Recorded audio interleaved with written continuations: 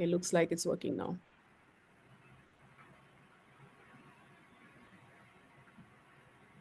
Yes. Yes, we are live on YouTube. There was some technical glitch, I think, we had there. It looks like it's working now. All right, a very good morning to all of you here for being here on a beautiful Sunday morning. Thank you to all the parents for joining us. And we are going to jump right into our program here. Just going to share my screen. Okay. So here we are once again. Welcome to Saamarthya's signature program, Swayam Parent Empowerment Series in collaboration with SNIC Rehab Foundation. I'm Dr. Shivani Pandit, and I'm here to again quickly introduce Saamarthya. A lot of the parents, I'm sure, are going to be our parents who've seen us many, many times as we do these webinars with experts. But for those of you who are new, I am Shivani Pandit. I'm a special educator. I've been working with children with autism and intellectual disabilities for the past 28 years. And I started Saamarthya with the explicit mission of providing high quality intervention services to families that live in tier 2 and tier 3 cities. So we do offer programs for children online. Special education, occupational therapy, and counseling psychology services for children, for parents, and for siblings online. But we also very recently started a family resource center in Baner, Pune, which is a family-centered and a multidisciplinary approach where we offer child-focused services such as one-on-one interventions, as well as parent-focused services, which is parent training and parent coaching and counseling. And we do a lot of public awareness focused services as well. So welcome to all of you for being here. If you have more questions about Saamarthya, what we do and what services you can access, whether it's online or at our Baner Center in Pune, our phone number, our emails are here. And I'm excited to invite our collaborative partner, Harshali Kharche, who is the head of SNIC Rehab Foundation from Nagpur. Harshali, please share briefly about SNIC and what you do, and then we will take it from there. Yes, very good morning, everyone. Great to see you, all of you here, and it's always my pleasure to do some all the sessions in collaboration with Saamarthya Foundation and its team, and welcome all the doctors. I'm really grateful that we have a wonderful guidance here for the parents. The SNIC is basically, we are from Nagpur, SNIC Rehab Foundation. I'm the Harshali Kharche. I'm the founder and the director of the SNIC Rehab and Foundation. And most of important is I'm the mother of two who are on autism. And I know our organization is for parents and by the parents. So we are here to empower the parents, and to do that, we have various programs with us. We are here to sensitize the parents as well as the society on the various things. So we work on various a portion of these things like awareness program, parents empowerment program, financial, and so this is like SNIC. We are doing all overall work. So I would like to welcome Ms. Riddhi to introduce our panel discussion. Yes, over to you, Ms. Riddhi. Riddhi. Yes, hi, good morning, everyone. I'm so happy that you all made it on a Sunday morning. Let us welcome our panelists. So we have Dr. Sunil Godbole. Dr. Sunil Godbole, can we spotlight him? So Dr. Sunil Godbole has Masters in Pediatric from BJ Medical College, Pune, and his specialization is in developmental pediatrics from Klinkum Bremen Mitte Germany College. I'm hoping I'm pronunciating it correctly. He's a joint director of Chiranjeev Child Diet and Developmental Center and heads the Small Step Morris Autism and Child Development Center at Dinanath Mangeshkar Hospital in Pune. With 24 years of experience, he has guided countless parents on child developmental issues like ADHD, autism, and behavior problems. Dr. Godbole has published numerous research articles, presented at national conferences, and authored over 300 articles and 8 parenting books in Marathi. We are so glad to have you, Dr. Godbole. Thank you so much. Yes. Our other panelist that we have is Dr. Abhimanyu Sengupta. Dr. Abhimanyu Sengupta is a consultant pediatrician with over 3 decades of experience, and he is a senior consultant at Ankura Hospital for Women and Children, owned. He's an alumnus of BJ Medical College. He's done his MBBS, and he specializes in immunization, infection diseases, growth, and nutrition. Dr. Sengupta is known for his deep commitment to patients, some of whom now bring their own children to him. He has previously consulted at Surya Mother and Child Hospital and has made other notable institutions. He's a lifelong learner, and he actively participates in CME programs. He is an advocate for adoption rights, and beyond medicine, he is also a theater enthusiast, musician, fitness buff, and a painter, writer, and mentor. Thank you so much, Dr. Sengupta. Okay, we have Dr. Nisha Deshpande. She's completed her MD in pediatric and in 1997 and served as a lecturer and associate professor in pediatric for 5 years. From 2003 to 2006, she has trained in pediatric neurology in Canada. Since 2006, Dr. Nisha Deshpande has been practicing in pediatric neurologist in Pune with their own practices in Wakad and is affiliated to Jupiter, Manipal, and Ankura Hospital. Welcome, Dr. Nisha Deshpande. So these are our panelists for the day. Dr. Shivani and I are going to moderate the panel discussion. So without wasting any time, let us get started with our panel discussion. I hope we are all in our view as doctors. Yeah, I think. Okay. Yeah. So let's Okay, begin. Yeah. Dr. Shivani, we can start off with our first question for the panelists. Yes, go ahead, Rithi.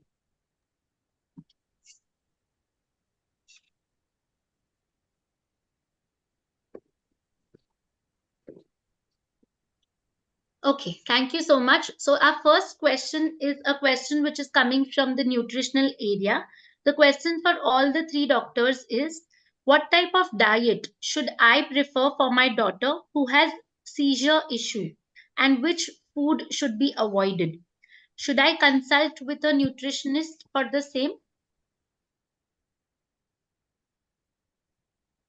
Can I answer this?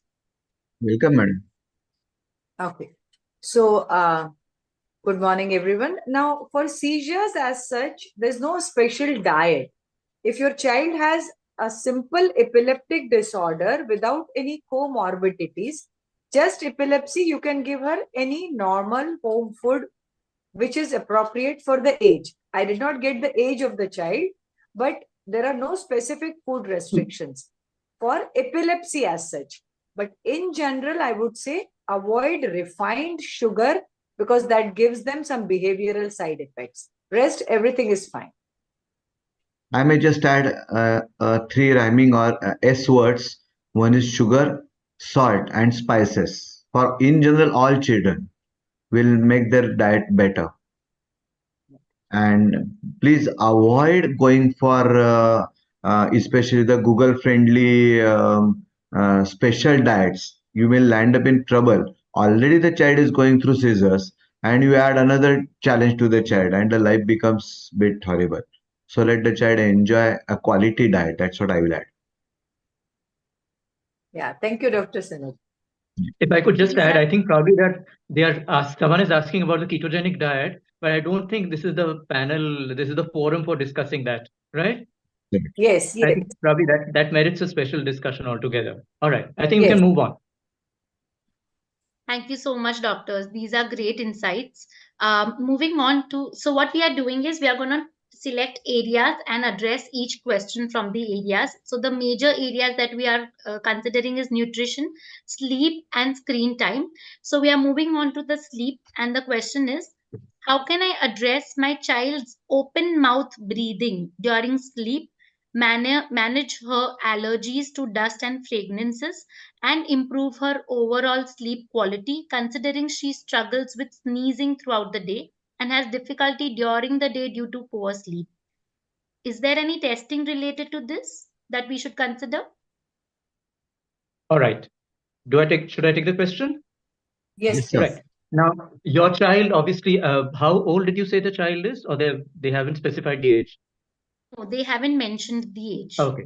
So your child has a specific problem and it needs to be addressed in a very specific manner. All right.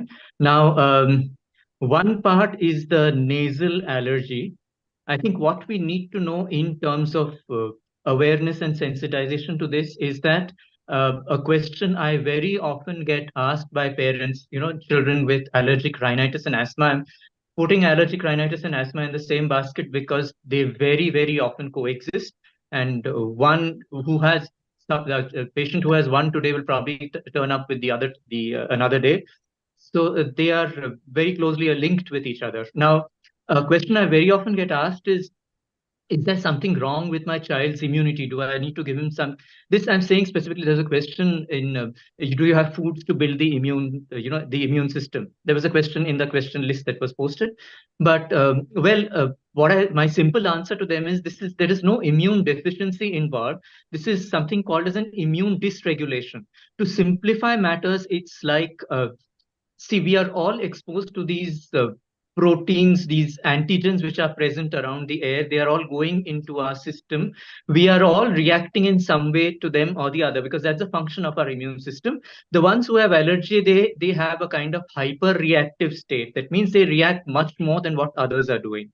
So the treatment strategies essentially uh, are directed towards toning down this response. All right. Yes, you have very specific treatments. You have, if it's a persistent problem, then yes, you could go in for allergy tests. Allergy tests are pretty simple now. You have skin prick tests and you have blood tests for allergy. You can probably identify the allergen. If it is an identifiable allergen, you can even go in for something called as desensitization. There's something called a sublingual immunotherapy where the antigen which is triggering the allergy is given in very, very small doses under the tongue.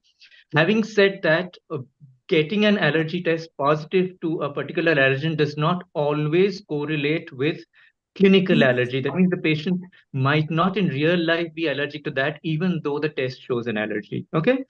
And then coming to the open mouth and the snory breaths. Well, yes, allergy is a cause. You should be also looking at the adenoids. Adenoids are glands which are located similar to the tonsils, but they are located behind the nose, above the roof of the mouth.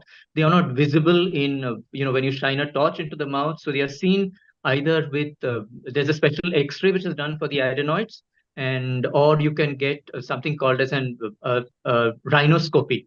Okay, a little tube is passed into the nose and you look at the back of the nose. So with that, you can get an idea of the adenoid size. The adenoids, because of their peculiar location, when the child is lying down, they tend to press on the inlet to the airway and they cause a horrendous snoring sound. So yes, they too need to be addressed. So each one is addressed in a different way. I think I've covered in broad general terms. Would Dr. Sunil or Dr. Nisha like to add to any of this? I think sir has given a wonderful clean answer, so it has covered everything. Just I will add, there was a question similar added to this about the exercises. And let's go back to our own tradition of pranayama and yogasana. Especially above 5 years of above age, we can teach our children deep breathing exercises. And those deep breathing exercises are a wonderful way to take care of most of these upper airway problems in a non-medical ways. And that habit is very important. I'll just add one more philosophical sentence. By God's grace, we are given a number of fixed breaths and not number of years. So increase your breaths, you will live longer. Yeah. I would also just like to add one thing because they said that there were also sleep issues associated. So for the sleep issues, the breathing part of it has been covered. See to it that you have a clean sleep hygiene. That also helps in a good night's calm and deep sleep. Absolutely. All right. Just to add, there's a question on in the chat box. Is eczema related to the conditions? Yes, eczema is part of the same condition. Infantile eczema, asthma, and allergic rhinitis, they usually coexist, and it's called atopy. Basically, the condition is called as atopy. It's a tendency to hyperreact to environmental stimuli. So sometimes it manifests in the skin, sometimes in the mucous membrane of the nose, sometimes in the mucous membrane of the respiratory tract, the lower respiratory tract. So accordingly, it's called eczema or allergic rhinitis or asthma. I love the way all of three of you have answered this in so many different perspectives, looking at how to sort it out, what should you look at, and then the holistic approach of ensuring that children learn how to do deep breathing above 5 years of age. I don't think that's talked about often enough in general, and I think that's a good practice for all families, as well as looking at the sleep hygiene. I know this is a question that may not relate just specifically to this parent who asked it, but I think to all the parents who are here, I think sleep hygiene, sleep routine comes up as a very big topic of discussion. So I think that's a great point that you have brought up. So thank you for that. You want to go to the next question, Riddhi? Yes. So yes, thank you so much, doctors. I think you've given like a holistic perspective. I hope the parents are making a note of this because this is great information which can be used for you. So moving on to the next question, it's about a screen time concern. The question is there a risk of addiction with excessive screen time for a 6-year-old child? I'll just add one thing and then everything will open. There is already addiction by 6 years. It's not a risk. The children by 6 years, 90% of the children, unfortunately, and thanks to we parents who have got right to control that, they are addicted. So I think we'll add the other two honors can add to the things. Yeah, I would like to just continue here, as Dr. Godbole has rightfully said that by 6 years, if the kids are exposed, they already are addicted.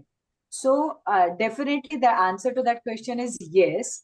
Now, secondly, the usual addiction, the usual screen exposure starts when they start weaning the child. So these days, we doctors have started telling the parents not to expose the child to the screen as early as 5-6 months of age, because usually the parents find it easy to feed the baby when the baby is diverted looking at the screen. That is the age at 6 months. As they start with the weaning food, they would start with the screen exposure. Now, somebody has asked about phone rhymes and all. See, audio exposure is always acceptable, but video exposure is the one which has addiction liability. And let me tell you, children also always had food and were thriving well when there were no screens. So Correct. Screen is not, I think, an alternative to diversion as to making the children do something which they should be doing. So please, there is a big no, N-O capital, to screen exposure. Yes, audio is fine. Songs are good.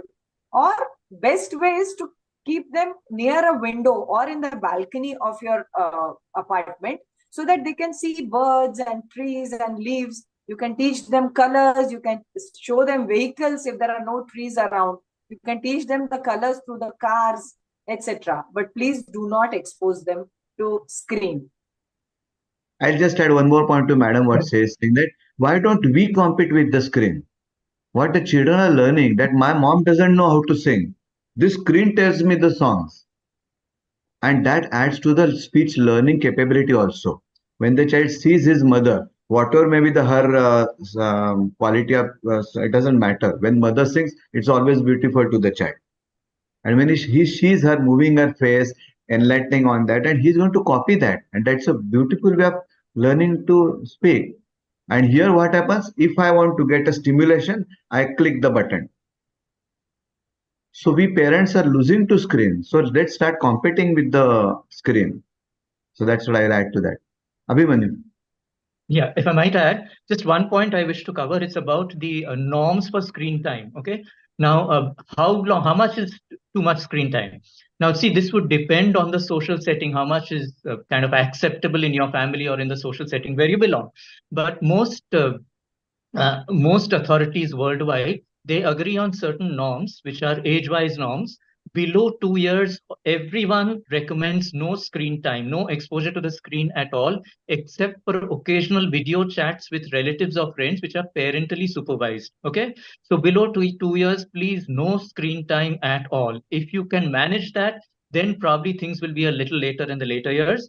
Between 2 and 5 years, maximum 45 minutes to an hour per day, supervised screen time, supervised by a responsible caregiver, preferring educational or interactive content, short duration content. Okay.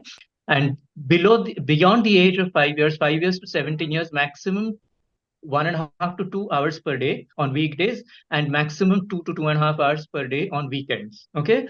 That too without compromising their daily activities, their exercise, their sleep, and everything else they are required to do. All right. That is one part of it. The second part is it is not just the time that they spend on the screen, it is monitoring the content that they watch on the screen.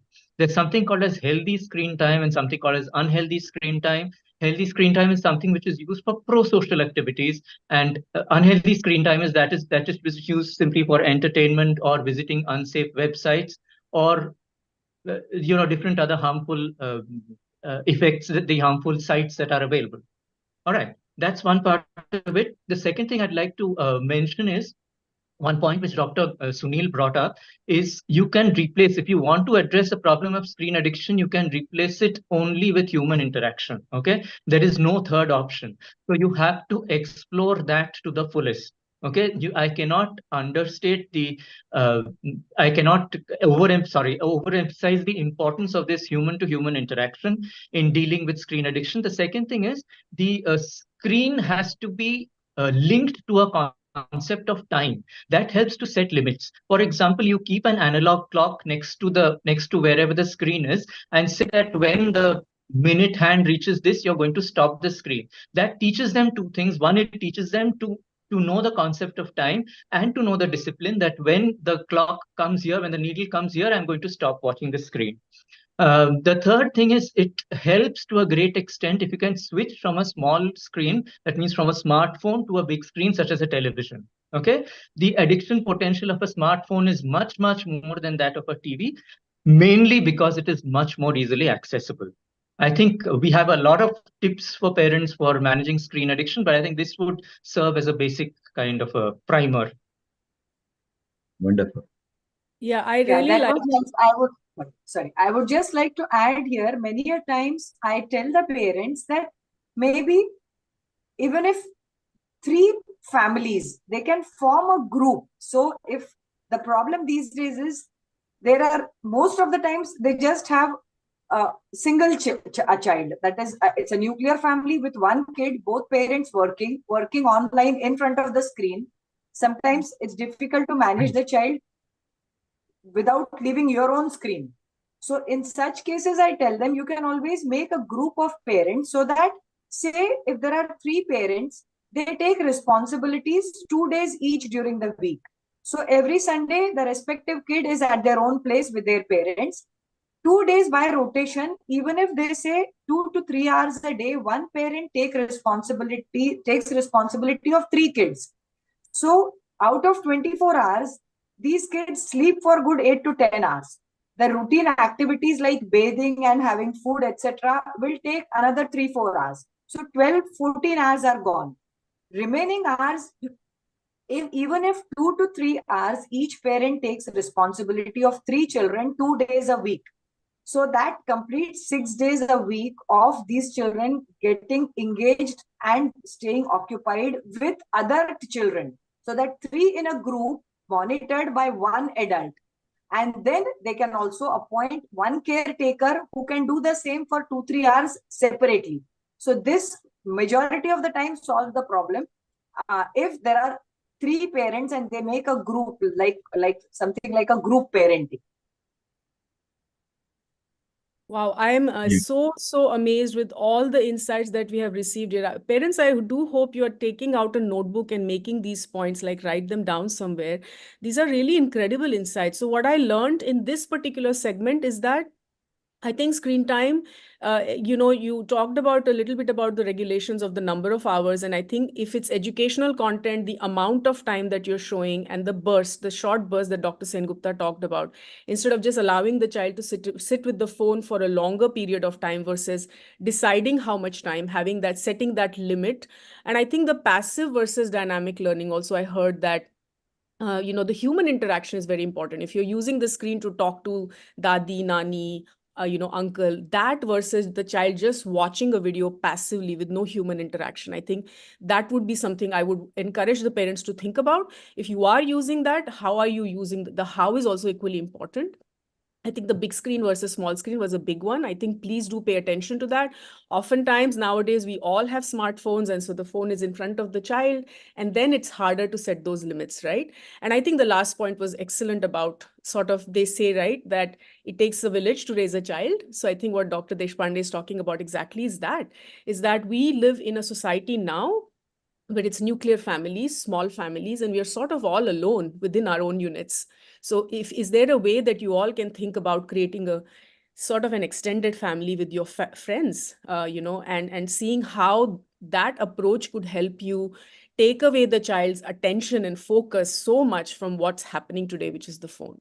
So thank you so much. I think that was very insightful. Do we have any follow-up questions on this one on the chat? I just want to make sure we can just wrap this up if there are any further follow-up questions. I think you all explained this pretty clearly, but is there anything, or then we can move on to the next question? Yeah, I think we have almost covered everything, but the parent who has asked the question about the rhymes, the parent is also saying that she has a 10-year-old child and the child doesn't go to school as there are no facilities. So I think it's because from what I understand, it's the time that the child needs to invest, and I think because there's so much of time left in the day, that is why the parents are giving the phone, is what I'm Yes. understanding. And Yeah. I appreciate her challenge. I appreciate the challenge. The child who is at home and a whole day in front of her. For the mother also, even though we say as a doctors, we can preach. Doctors are preachers. We can say that you should not be seeing the screen. But if you go into the shoes of that mother, I totally respect the plight she is going through. So she needs those inputs apart from screen to keep the child busy. I don't know the child's capabilities, the functionalities, and all that. But she should talk to the developmental pediatrician who working with her and find out such multiple inputs rather than only of having screen as an option. And that can be achieved by having some hand-eye activities at one time. And you have to have a chain of such activities. It can't go by saying that only I got these four options, and that is one thing. A wonderful idea one of my parent, a similar parent has done is she has added a home help and a very chirpy girl who is connected with that child and keeping the child engaged. That is one thing which can help. And one more thing, if the child is communicative, I don't know about this child, is communicative, it's a good idea that use the TV as a teacher. When the child sees a half an hour telephone, stop it for a while, discuss what the child has said. It's a learning process. And now the same TV becomes a teacher to the child. That's what I can add when I don't know the background. Dr. Sunil, if I might add, there was a there was a question in the chat box. I don't know whether it's the same parent messaging saying that the child has cerebral palsy. I don't know if it's the Yeah. same one. I'm not very sure. Is Yeah. just if you could just clarify. Yes, sir. It's the same parent. It's the Yeah. same child. Yeah. Okay, so maybe Sunil, you can give any specific insights for Yeah, that. then it's CP now, but now we need to know it is only CP.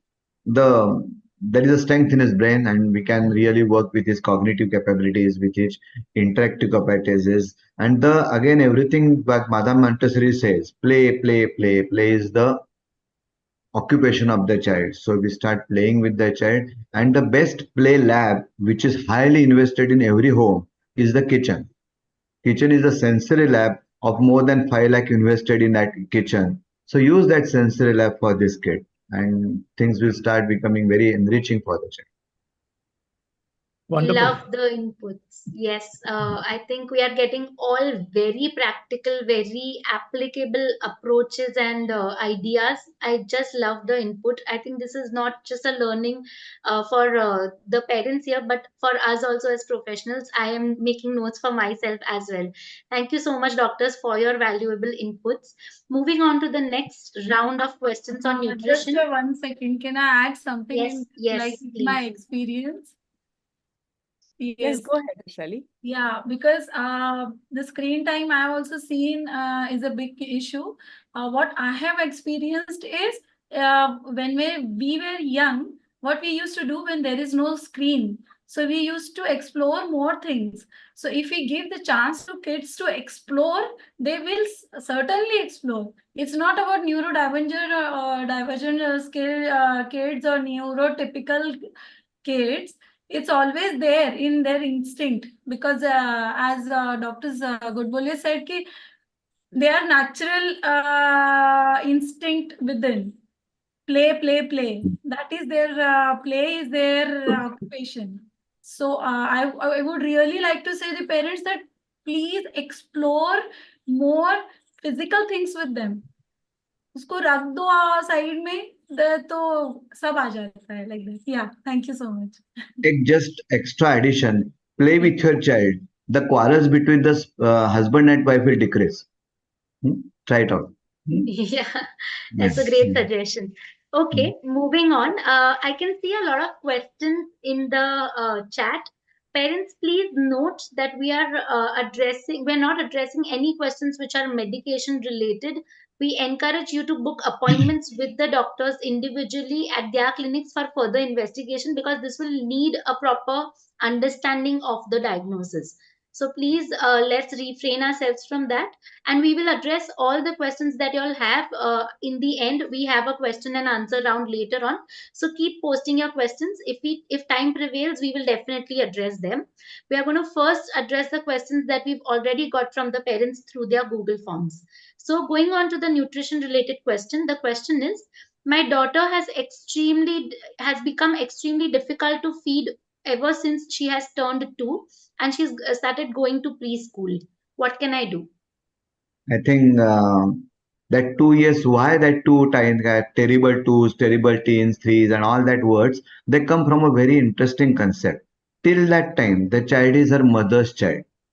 So everything the child looks for and takes over is how the mother wants. But now there is a sudden spark in their brain. I am somebody different. So if I have to prove that I am somebody different, I have to deny what the mother is saying. And by now, the mother is in a commanding position.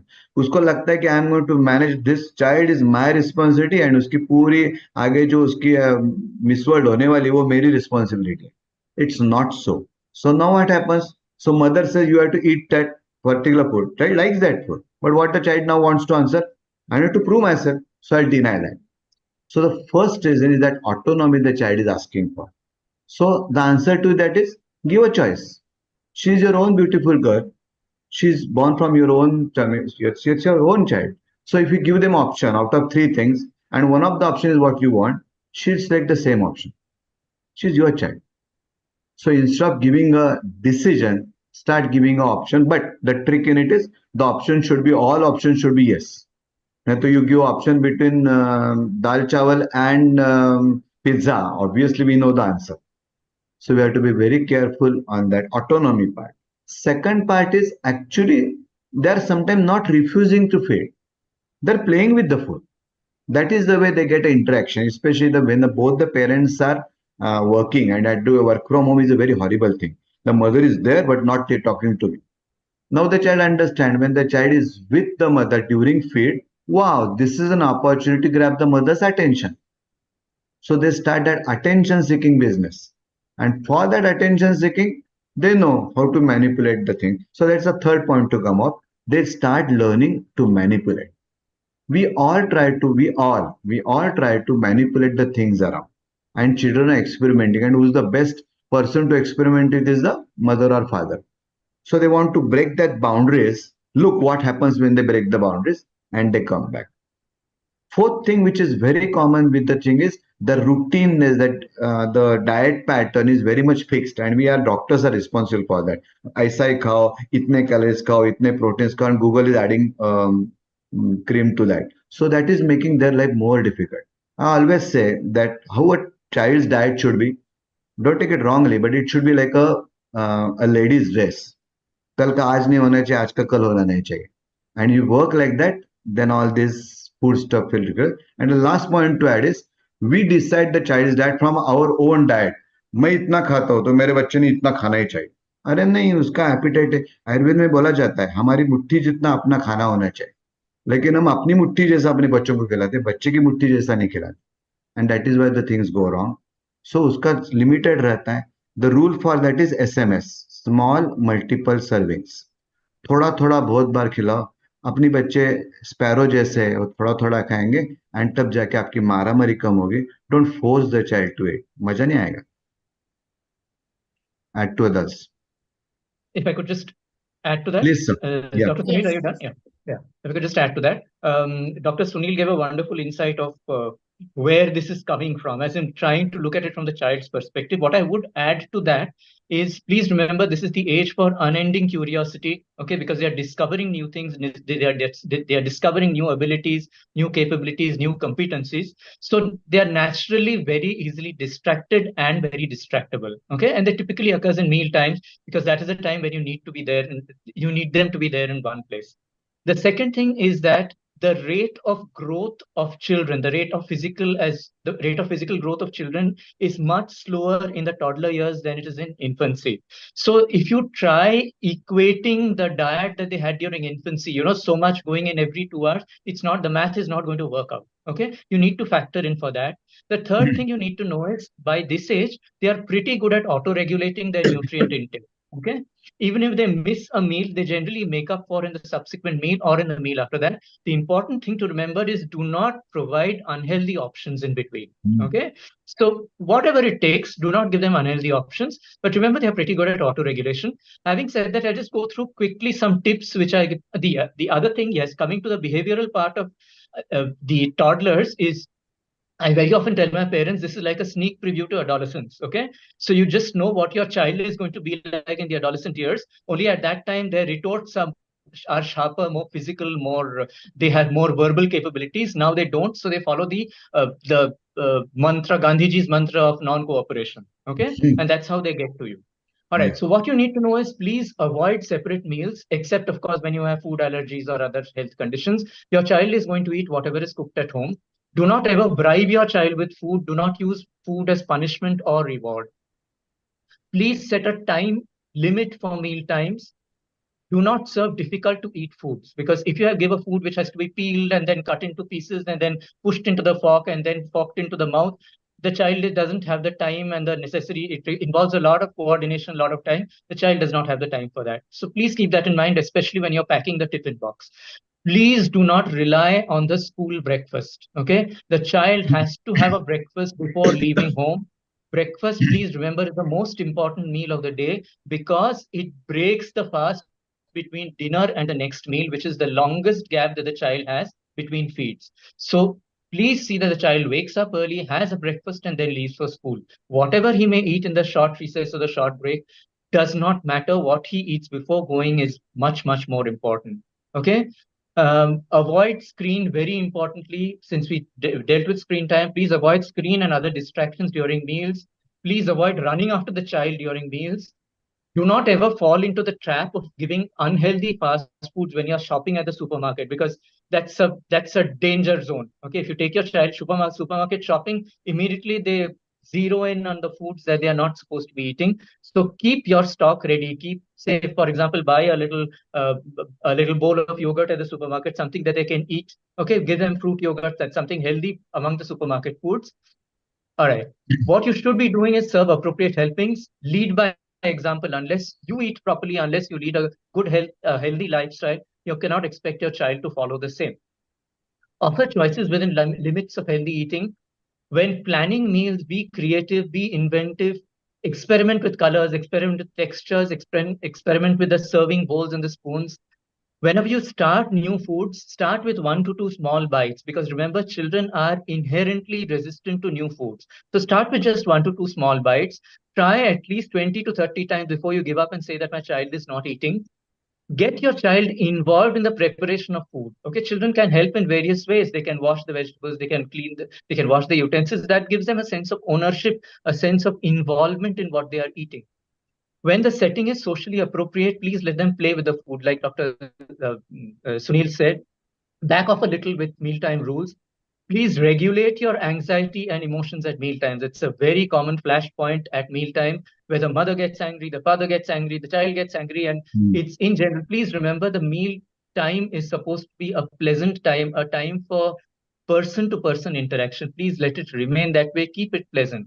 It's okay. You can bend the rules a little bit. For instance, you can change the setting of the meal for, say, one odd meal. If the child is acting too difficult, maybe you can sit on the living room floor, or you can take it out to the park and say that we're going to have a picnic meal today.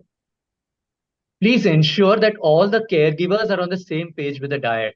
Okay, this is something which is very, very important, because very often what you think is probably not what the grandmother thinks or what the grandfather thinks or the father thinks. So all of you need to, all adult caregivers, they need to sit down and say that this is what the child is going to eat. You need to agree on that, because once the child knows that there is difference of opinion in between the caregivers, then they take full advantage of that. I think that would just sum up all the tips that I would have for parents with difficult to eat toddlers. Dr. Nisha, would you like to add something? Yeah, I would just most of beautifully covered by both the doctors, but few things just I would like to highlight just to sum it up. First is, in a nutshell, everything has been told. First is no screen while eating. Number one. Number two, toddlers is not an age where you make fixed rules that you have to eat at the dining chair and the dining table. Be flexible as to where the child is eating. Number three, do not run behind them. Make it a point that wherever you sit, whether you sit on the dining table or you sit in the balcony or you go and sit in the park, you sit and eat. We don't run and eat, we sit and eat, is the message. Next is, as Dr. Abhimanyu rightfully said, do not give them unhealthy options, like whether, I'm sorry, Dr. Sunil said, whether dal chawal versus pizza. Do not offer bribes. If you finish dal chawal now, maybe I'll buy a pizza for you in the evening. No, there is no bribe business. And lastly, remember, there is a lot of negativism at this age. Scientifically, as soon as you use the word no, the child has to do that, whether it is with food, with any other activity. So no is out of your vocabulary in any language. Nahi, mat karo, no, not at all. Because there the tussle starts. You say no, the child does it, you get agitated, the child gets agitated, and there is a war. So be positive. You can, as sir said, you can ask the child to participate in cooking. For example, the regular, not the actual knife, but the fork and knife wala food knife. You can give a knife and ask the kid to cut some vegetable and say, today you have made this. Let me taste how you have made this vegetable. So basically, out of tricks, you try to divert the kid and avoid using the no word at any cost. Don't shout. Statement can be said, dheere bolo. Zor se mat bolo or dheere bolo, meaning is the same. Bhago mat. You can say, yahan baith jao. So just see to it that your statements are positive. So the overall personality of the kid also is not negative. That's the last thing. Wonderful. Like just routines out of the thing, what Dr. Abhimanyu was saying, I'm just going to add one more point to that. That mall is a classic case of autism. I always say, you take the thing on your own, you don't talk. You put it in the trolley, you don't talk. You pay by the credit card, you don't talk. You take it in with yourself, you don't talk. So that's the way the mall works, and that's the way we should not be doing it. Yeah, I think we'll go ahead. Love it. I think only with food, there are so many other things that we've covered. Screen time, texture, the mall analogy itself is so good. I love this.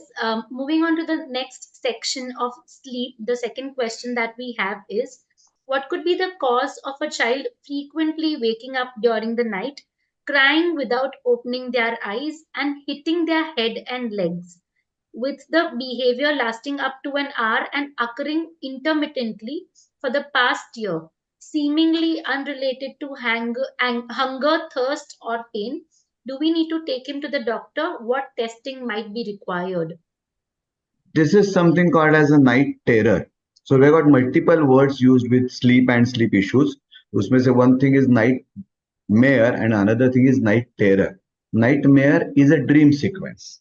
Right? Night terror, as the word says terror, the child gets some unknown fears in his mind, and the child is actually in that we call it non-REM, non-rapid eye movement area of the sleep. When the child is going through that terror, that fear, that anxiety of something or other, that may not be the dream. Child is unable to explain what is happening to him. He starts shouting, but he's still in the sleep. So his eyes are closed.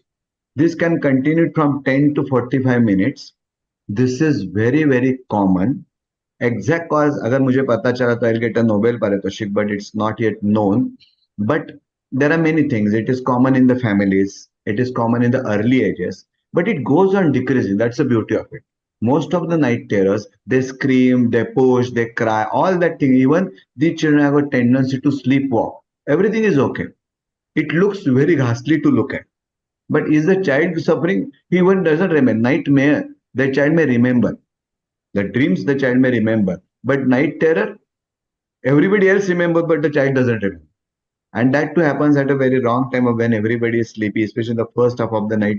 This can happen. Usually it doesn't require any therapy, except where Dr. Nisha will be much better to tell you about is this may be a differential diagnosis of a seizure or a epileptic problem in the child, and where you need to consult if there's a pattern in it, and when the child is she will be a right person to explain. I want her to add to that one. On night terror per se, what I will say is keep calm. What are the management techniques? Work on the sleep hygiene. We are seeing again and again. Anxieties are a cause, so the child should sleep with a comfort. A 10-minute day talk, what happened during the day, and the child sleeps much better with that. Second part is make the sleep hygiene environment calm, quiet, because that may be adding to the problems. Anxiety of separation, that American idea of keeping the child in the next room within from the first few months is a torture to the child that may add to the sleep issues more. And when the child goes through the terror, पहला thing is keep control, keep cool. So start telling your all is well, all is well. There is nothing going to happen. Take the child with you. If the child becomes awake, just let him know that you are there. Common motherly error is हम उसको थपा थपा के सुलाने की कोशिश करते हैं. We start सो जा बेटा नहीं तो गब्बर आ जाएगा. गब्बर तो अंदर अपने अंदर है. So वो उसको प्रॉब्लम होता है. That is the time child should actually release his anxieties. So wake him, let the child become awake, look at you, then you comfort the child, I am there. And then let the child go into the sleep again the way the child wants to. And that is the best way to work upon it. Do not panic. Do not start giving medicines for that as far as possible. If there are such, what Dr. Nisha, I'm very sure she will add to that point. If there are such diseases, then yes, you need to take a consultation. Most of the time, night terrors disappear by 7 to 10 years of age, and we don't require anything about it. Dr. Nisha. Yeah. So Dr. Godbole has talked nicely about the night terrors and nightmares. Now here, if you feel that the episodes happening have a typical trend, they are similar types, maybe sometimes associated with some vocalizations, like some either throat clearing sounds like or sometimes just something like a singing, oh, it either starts or somewhere in between there are similar vocalizations, or sometimes there are some jerks either of the limbs, maybe hands or legs, or some neck turning. If there are some similar type happening during every episode, that could be, I'm saying could be, not necessarily will be, that could be type of a seizure or a fit or a convulsion, which needs further investigation. So if these episodes are happening repeatedly, I would suggest that you try to video record the episode These days, every cell phone has a beautiful video recording facility. You can just, without panicking, take a deep breath, record a nice video with a close-up of the child's face, where sometimes the facial expression also gives us a clue whether it is a fit or it is a non-epileptic episode. So try to video record the episode, and if it has a typical pattern which does not fit into either a nightmare or a night terror, which a clinician would be able to identify better, you can take the video, visit a pediatric neurologist, describe the episode, show the video, and if required, then they would ask you for an investigation called electroencephalogram, that is EEG. The way we do an ECG for the heart, somebody complains of a chest discomfort or a pain around the chest, and the doctors asks you for an ECG, and the waves of the heart will tell you whether there is a heart attack or something. Similarly, there is an EEG. It's a harmless procedure. We put electrodes on the scalp, record a graph, and depending on the waveforms, we judge whether the episode that is happening is a fit or it is an epileptic episode or a non-epileptic episode. Sometimes clinically it is very difficult to differentiate whether it is a night terror or epilepsy, because these vocalizations, jerks, neck turnings might not be always there, and it could still be a seizure. So EEG is a safe test which can rule out whether it is an epileptic episode or a non-epileptic episode.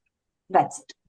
Thank you. There is a question in the chat box which is just added to that about that child fidgeting and moving the limbs. Night terrors are associated with restless leg syndrome. So that will actually another we not have to work upon it. Night terrors are associated what Dr. Sengupta was saying about those typical apnea, what we call obstructive sleep apnea syndrome. So we need to rule out those things along with that.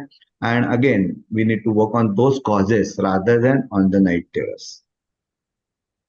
Can I just add one more question I'm seeing in the chat related to sleep is there, what's the definition of adequate sleep for a certain age group? So they're talking about 6 to 10 years of age. Do you define this for children at different ages? How would you respond to that? Well, could I take a question, please? Yeah. Yeah. So I'll give you the norms which are prescribed. Now, this is again something like your screen time, but it would depend on what is appropriate for your family. But more or less, the agreement is between 0 and 3 months. The newborns, they typically sleep between 14 to 17 hours. Yeah, sometimes that seems a little too much, but well, they do in those little bits and pieces that they get. Between 4 and 12 months, it's usually around 12 to 16 hours. Between 1 and 2 years, it's about 11 to 14 hours. Taking into account their afternoon sleep and their little mid-morning nap if they have one. In preschoolers, it should be about 10 to 11 hours. In between 6 to 12 years, it should be about 9 to 12 hours. And 13 to 18 years, it should be 8 hours minimum to 10 hours maximum. Okay. So this is from the American Academy of Sleep Medicine and National Sleep Foundation. These are the norms that they have prescribed. Okay. I haven't found any Indian data to corroborate this. And while we are on the topic of sleep, I don't know, do we have a question on sleep hygiene? I just like to dwell on that for a minute, if I may. I don't see a question, but I do think that's a great. Yeah, I think that's very, very important. I think that is the more important issue here, rather than discussing specific obstructive sleep apnea and night terrors and things like that, because those are very, very specific problems which require to be addressed specifically. So helping your child to sleep better is very, very important. Now, in today's typical nuclear family, what happens is that the father usually comes home from work at post 9 o'clock at night, and then starts playing with the kids. The TV is on full blast. Everyone, there's so much stimulation, and then the father settles down, then they sit for dinner. By the time they're done with dinner, then the child is so keyed up because he's probably connecting with all the family members that it's very difficult for them to unwind and just turn off the button and go out to sleep. So you need to create an atmosphere that is conducive to sleep, which is very, very important, which brings me to this topic of sleep hygiene. So establishing a good sleep hygiene means developing habits that will help your children to get good sleep at night. Now, please remember, you have to obey the body clock. This is something I think probably Dr. Sunil sees more adolescents than I do, but this is something which is becoming more and more frequent. Just ignoring the body clock, staying awake all night. There's something called as the circadian rhythm within the body. This is related to all the organs and the systems that work. They are geared to have a period of rest at night and work during the day. That's the way we are built. That's the way we are hardwired. And you cannot change that. If you try changing that, it changes the entire biological clock. So obeying the body clock is very, very important. Sleeping at the same time every night helps your child's body to remember to feel sleepy. Okay. During holidays, the difference in sleep time should not be more than 1 hour. Very, very important. Okay. Now, improving the sleep environment, the child's bed must be comfortable. The child must feel safe. It must be away from the television, from computers, from digital devices. Set up a bedtime routine. Bedtime routine, I cannot overstate the importance of a bedtime routine, because most kids or most parents that come to me, who come to me with the child is not sleeping well at night, is because they don't have a good bedtime routine. It all goes haywire. The child is watching TV till 11 at night, and then the parent just expects that they'll just turn it off and go off to sleep. It doesn't happen that way. So you need to avoid the TV, computer, video games 1 hour before sleep time. Read to the child, tell a bedtime story to the child in the period before bedtime. The 1 hour preceding bedtime has to be a period of shanti, a period of peace, a period where the child goes into the bedroom, the lights are dimmed, the child is only with a caregiver. You can have a little soft music playing. If you cannot control the ambient noise, you can try using a pair of earplugs. You can get your child to take a warm bath before bedtime. That sometimes helps in inducing good sleep. Avoid giving chocolate, caffeinated, or sugary drinks at bedtime. Okay, these are the little tips I would have to help children sleep better. Yes, any inputs, Dr. Sunil or Dr. Nisha? You have said very rightly that early to bed and early to rise is really, really important. The three wonderful neurochemicals, the dopamine, the serotonin, and steroids per se, they're in a high amount, in a good amount in the morning. Dopamine gives you that happiness, serotonin gives you that alertness, and steroid gives you that energy. So this is the time we should work and learn. And when the melatonin, which goes with sleep, this is the time we should sleep, we should relax, we should energize. Apna mobile requires a charger, that we accept, but we don't accept that we require a charge. So that charging time is a sleep time. Let's use that wonderfully. Okay, if I can just add, just to clear a misconception, parents should not go with the idea of giving steroids to induce good sleep. No, yeah, Okay, it just they come in the body. Absolutely right.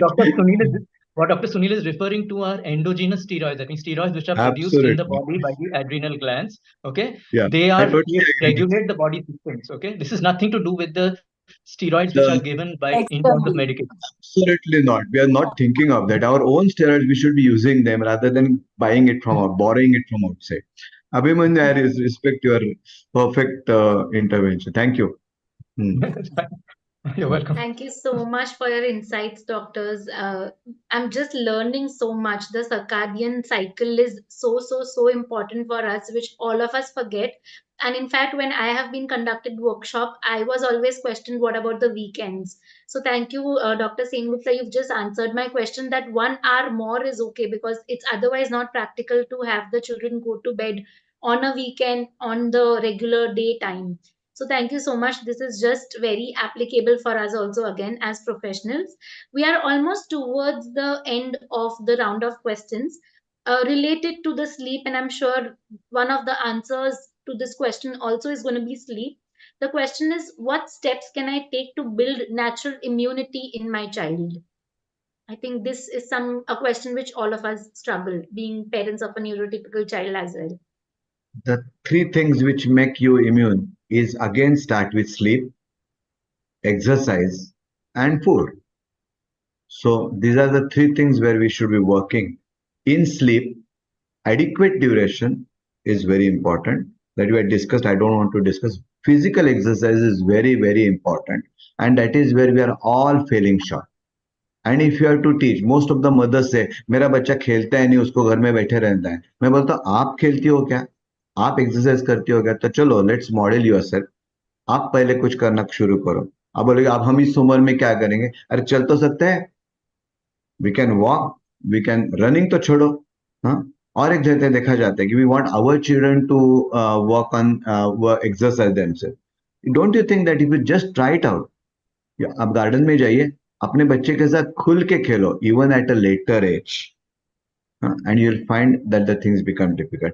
जहाँ पे थोड़े neurodivergent कीड़े उनको problems of movements and all that, वहाँ पे भी move the body, that's the thing, and it will keep your immunity afloat.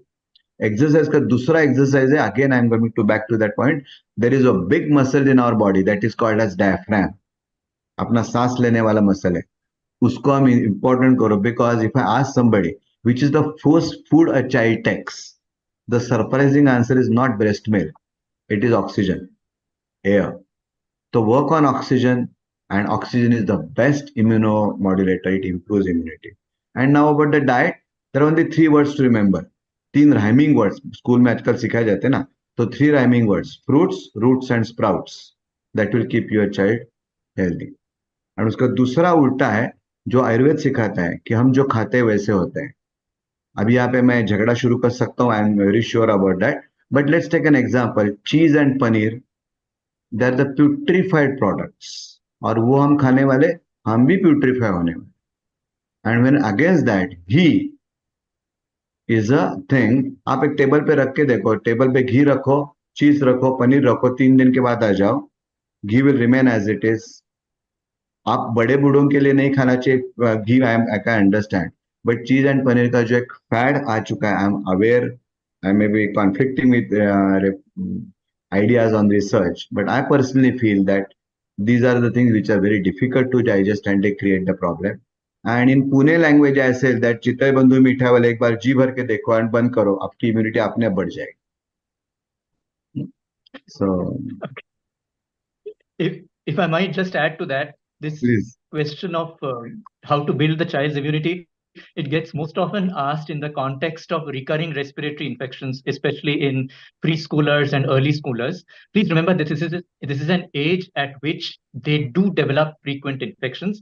And what my advice is, you build an immune system by getting exposed to those infections. You cannot stay away from those. We are not built with immunity against the influenza virus, against rhinovirus, against all the viruses that cause routine respiratory infections. So every time you get an infection, you get a certain amount of immunity. So they need to be exposed to that. If you keep them cloistered within the house, this typically we faced during the pandemic, the pandemic time, when the children were cloistered within the home, they were, sheltered, and then when they suddenly came out in this world, they started getting very frequent respiratory infections.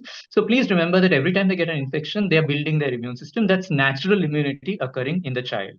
And Dr. Nisha, would you like to add something to this, to the I think immune building? most of it has been covered. I think we can move ahead. Yeah. I just want to add a Thank you funny so much. anecdote before Riddhi, you go on to the next Yes. vaccination related question. But what you're saying, Dr. Sengupta, hits really right at home. So I have a 22-year-old daughter now, but when I was a young mother and she was 2 and going into, preschool, playing with kids and coming home with just viruses all day long. And I was an exhausted mother because she's always sick. So I asked my pediatrician, how can I make sure she doesn't get sick? And he said, very serious, straight face. He said, yeah, you can. There is a thing you can do. And I was like, oh, I have an answer to make sure she never gets sick. He was like, keep her in a bubble. So I got my answer. He was like, you can't. She just is going to fall sick. This is natural and it's okay. It's annoying sometimes when the child is having fever 5 days a week, and she got better and she gets better. So to all the parents, especially young parents who are struggling with their children falling sick and not being able to sleep enough, just know that there's light at the end of the tunnel. They'll get better. They just have to, like he said, go through it and build their immunity. So thank you for that. Again, great value to the discussion. I love the point that Dr. Sunil brought up, that go back to the nature. The Ayurveda says that whatever you eat is what you become. The ghee is so Indian. Like, I think we just have to go back to our own culture and eat and do what we've been doing. So that's great. Moving on, we have a vaccination related question. How can the overwhelming number of recommended vaccines for children today be explained, especially compared to the fewer vaccines that parents might have received during their own childhood? Again, related to immunity. Me, as a mother of a 3-year-old, I've already been said that it'll help her with the immunity. So I would love to hear the answer for this personally. Dr. Nisha, why don't you take this? I think Dr. Sengupta would be the right person, but Yeah, I can just we both are add and not faking nowadays. Dr. Why don't you Sengupta is initiate the the right discussion, person please? for vaccination answers. Why don't you initiate the discussion at least? Yeah. I think I will. Okay. Yeah, Dr. Sunil would want to say something? So, immunity and getting that immunity more and more starts with birth. So, the first vaccine I always say, again, you may think that I'm again going towards the mother nature, is the mother. The breast milk is the first. Everything she has earned in her life, that all vaccines, whatever she has received immunity, she's going to give us like a free, and it is free to the child, and getting the child all that. So please, please, that first vaccine you should not miss. Now, yes, when it comes to this question, I used to answer this question again and again. And I remember, I tell some different story. In 2, 3 decades back, Nirupama Roy, one of the Amitabh Bachchan's mother, she was dying with tuberculosis many times in the Bollywood films. But with BCG, not they don't die of tuberculosis. Now the mothers die of some different thing. So the BCG is one of the success story which is telling us yes, vaccines work. So I believe in that vaccines do work. Yes, how many and how much is another debatable question, but vaccines have got a definite role. Measles. There was a time in our Dr. Sengupta will remember in our BJ Medical or Sassoon days, we used to see measles, bronchopneumonias, and children suffering badly, even some of them dying because of that. But now we don't see too much of now. It is another there's a spike coming up, but yes, measles has gone down a lot, that smallpox and all that, we have forgotten. Now we are not seeing that. So the vaccines do work. But does the vaccine have got a shield of immunity? Big no. Vaccine is not a, glass chamber where you are putting the child. I always give vaccine another upama or example that it's a small sword we teach our child to fight with. I give my own experience of my own child. I gave him a vaccine about chicken pox. And unfortunately, in the school, the child landed up with chickenpox when everything was rampant. I blamed myself. मैंने क्यों अपने बच्चे को prick किया? But one thing happened after 3 to 4 days, he got quickly recovery from that point. And that is one thing vaccine achieves. Vaccine doesn't land up into complications and the serious effects of all this. So that definitely works. Another good example of vaccine which has worked is polio. So there were so many cases in our when we were small at that time, and now how many cases of polio you see? It has worked. So vaccines do work. Okay, that balance is a very different challenge. I think Dr. Abhimanyu can add to that part. Okay. Just Yeah. just to push a bit, as Dr. Sunil said, that see, no vaccine would claim 100% protection. Doesn't mean if you give a vaccine, you will never get that disease. But mind it, even if you acquire that disease, he gave an example of chickenpox. If there is an epidemic on, if there is a child with chickenpox coming to the class and your kid is vaccinated with the varicella vaccine, there are chances that the child gets chickenpox, but a vaccinated kid will always have a very mild infection and also will not get the complications. The complications of each of these diseases, the vaccine preventable diseases, are really horrible. They have lots of complications on the brain. Since I see neurology, I would always talk about the brain. So a simple chicken pox will give you a dreadful complication from the brain perspective, which will not happen if the kid is vaccinated. He might have 1 or 2 rashes here and there, nothing beyond that. And this is true for not only varicella or chickenpox, but most, or I would say all vaccines, that the complications are absolutely not there. But yes, 100% protection, no vaccine will give. If you feel, as sir said, that you are going into a bubble or into a glass chamber and no organism would ever attack you, no, that is a misconception. Now over to Dr. Sengupta. I think you have pretty much covered whatever the messages that need to go to parents. What I'd like to add is specific to the question that was asked is, see, the vaccination schedule of a country is determined by the disease prevalence in that country. Now, each country has its country-specific vaccination schedule. So this becomes very important, especially in kids of parents who are, emigrating from one country to the other. So when you move to your new country, please be sure to connect with your local pediatrician and get the child's immunization updated for that country, because you need to prevent the bugs which are prevalent in that country. Okay. Having said that, well, the vaccines that are available currently in India brings it on par with all international standards everywhere in the world. Okay, so if you follow the vaccination schedule that most of your pediatricians are recommending, you will, moving from one country to the other will be a very smooth experience. Okay, you probably won't even need to take any additional vaccines. Number three is, yes, you tend to get a little overwhelmed with the number of vaccines that are there in the list when they, when the first time when you go to the pediatrician, they give you a file and with a whole list of vaccines to be covered from from the time of birth till the age of 15, 16, 17 years, till whenever the pediatrician is seeing the child.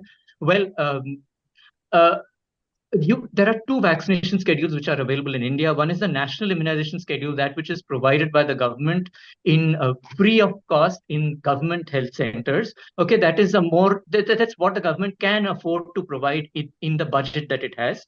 The other is in the private sector, which gives a few more vaccines than what is given in the national immunization schedule.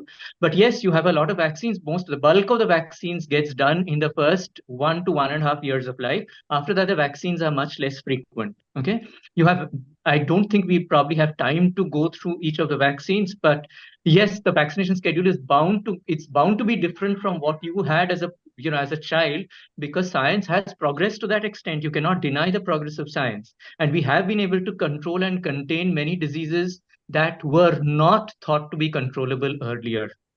Okay, I think between Dr. Nisha and Dr. Sunil, they have enumerated all the diseases, the polio, and I probably add hepatitis A to that. Hepatitis, we used to see so much jaundice when I was in my student days, but nowadays we hardly see the hepatitis A occurring because of the wide coverage of vaccination.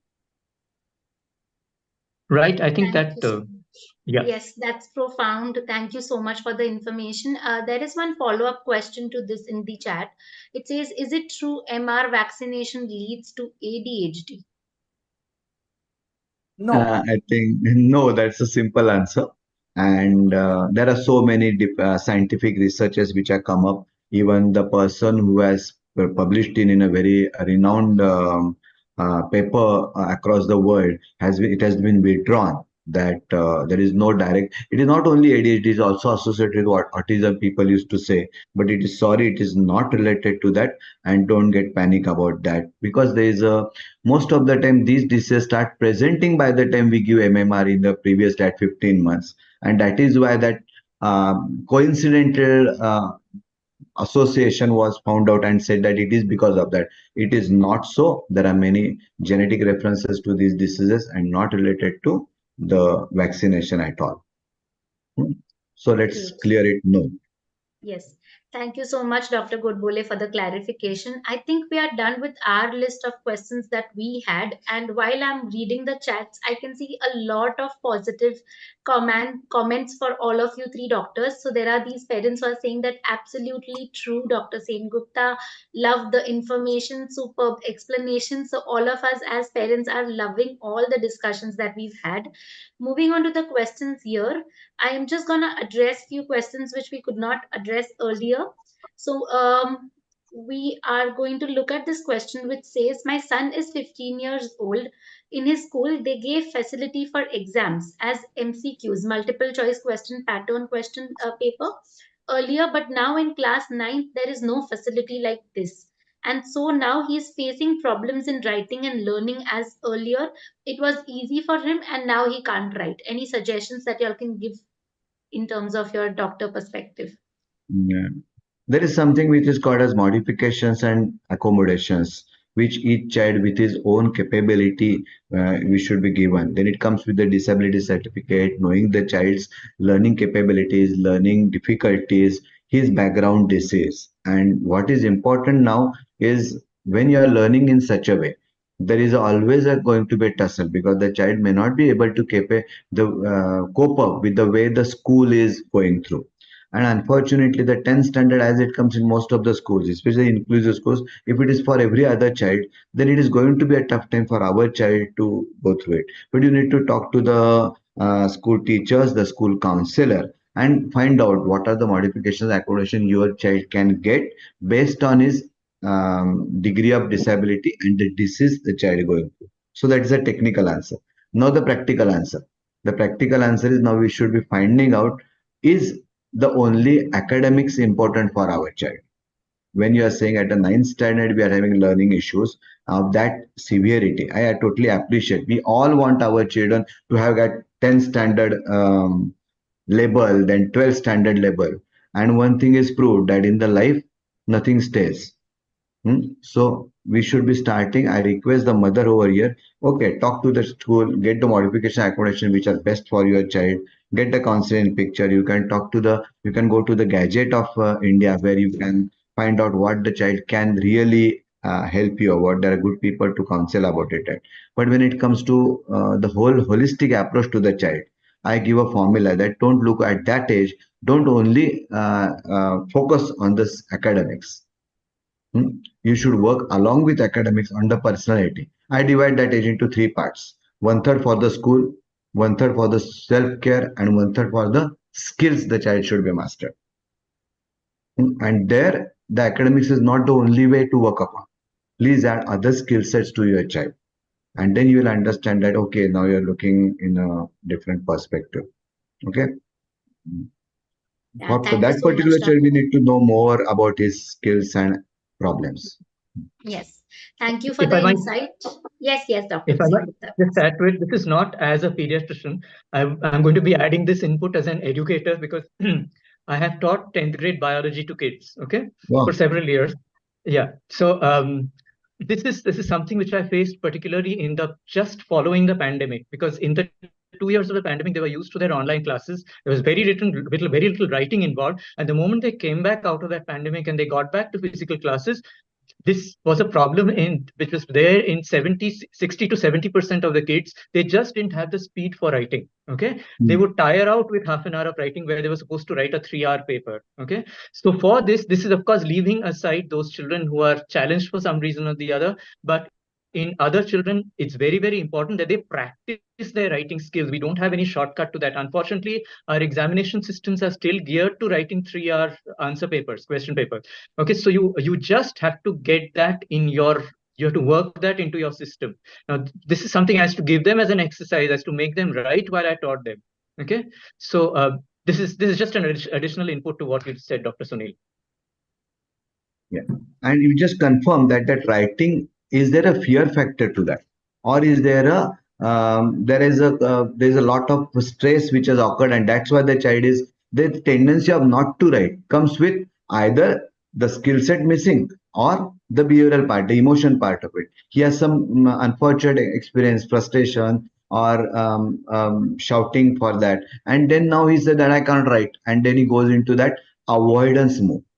And if that is the, then you will get a good counselor. Give him that buckle up his confidence. Start asking him to write small things.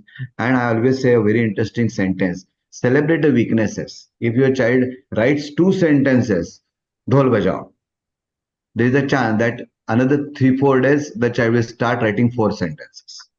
So celebrate the weaknesses. We always celebrate the success. We don't celebrate the weaknesses. So in this child, the answer may be weakness celebrate karna shuru karo. Thank you, Dr. Godbole. I think this is great. There is one more question related to vaccine. The parent Purva Jain, she's asking, is it good to avoid MMR vaccine?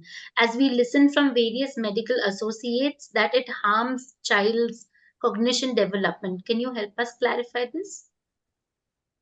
I think Dr. Sunil has already answered that. He said that when for the previous question, Okay. that MMR vaccine related also, there were some sort of myths, but that's not true, and vaccine should not be missed. And Yes. it does not contribute to either autism or ADHD, or for that matter, none of those vaccines contribute to any of the neurological or the neurodevelopmental illnesses. Thank you Great. so much for re-emphasizing that point. I Yes, think yes. that's a widespread myth that in the parent community based on that one study that was done so many years ago. But I think somewhere it emotionally stays as a fact, and it's not a fact. So I do hope parents, you've paid attention to the doctors telling you that that's not a fact, and do not go that route of not taking vaccinations, because we just learned how important vaccinations are. All kinds of vaccines will help prevent the complications in your children. So don't, so just, I hope you've heard that very loud and clear Yes. from all of them. Vaccinations are important, and they do not have any connection to autism that we know of. So appreciate that point.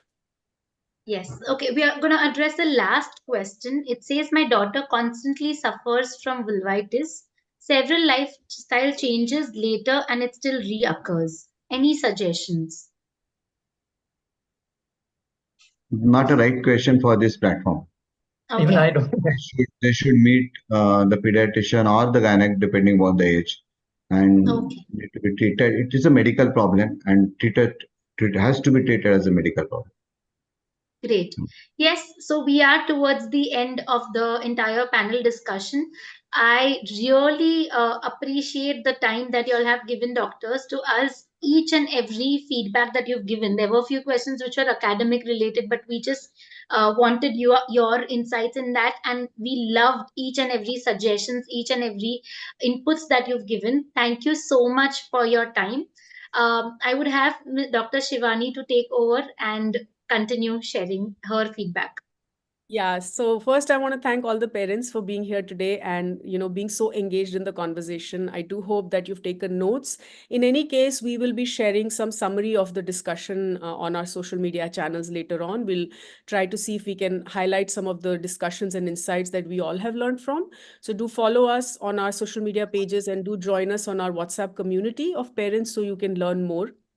And to Harshali, thank you for being here, and SNIC Rehab Foundation for always being our parent ally. So we appreciate you. And to Dr. Sunil Godbole, Dr. Nisha Deshpande, and Dr. Abhimanyu Sengupta, thank you so, so, so much for this incredible, not only sharing your time and wisdom on a Sunday morning, which is supposed to be your day off. You have taken the time to teach us all. So I do appreciate that a lot. And on top of it, for this session to be so incredibly insightful, every single question that the parents had for you, I think you've given them above and beyond, information. That was just one question we presented, but you have given us a depth of knowledge and information on all the three topics that we learned today on sleep, diet, and vaccination, and more. So genuinely appreciate each one of you. Thank you so much for being here today. Harshali, would you like to say something before we wrap up? Yes, it was amazing and wonderful session. I would request all the parents to go over all the answers again and again to understand the depth of each sentences. Because if you apply these, all of this in your practical life, that life would be very much easier. Because I could relate to various answers that all the doctors have suggested. So thank you so much. And I'm very grateful to Saamarthya team as well. Thank you so much, parents. Thank you so Thank much. you. I do hope that we will have you all back some another day. We'll work on it. Sure. You're doing such a good Thank job. you. Yes. Have a Thank wonderful you very Sunday. much. It's been a pleasure interacting with all of you. Thank you very much. Thank you. Thank you. Thanks for having us, and it was a pleasure. Thank you. Thank you. Thank you so much. Have a Thank you wonderful day. so much, doctors. Have a great day. And we are going to share all our responses and the feedbacks that we get on our WhatsApp groups. I'm sure the parents are going to share more about your help that you all have helped us with today. Thank And you we'll so also much. share our link of this recording with each one of you so you can have it. Please. Yes. Thank you so much. Okay. Thank Thank you. Bye-bye. Yes. Bye Bye. bye, everyone. Have a very Bye. good day today. Bye, you too.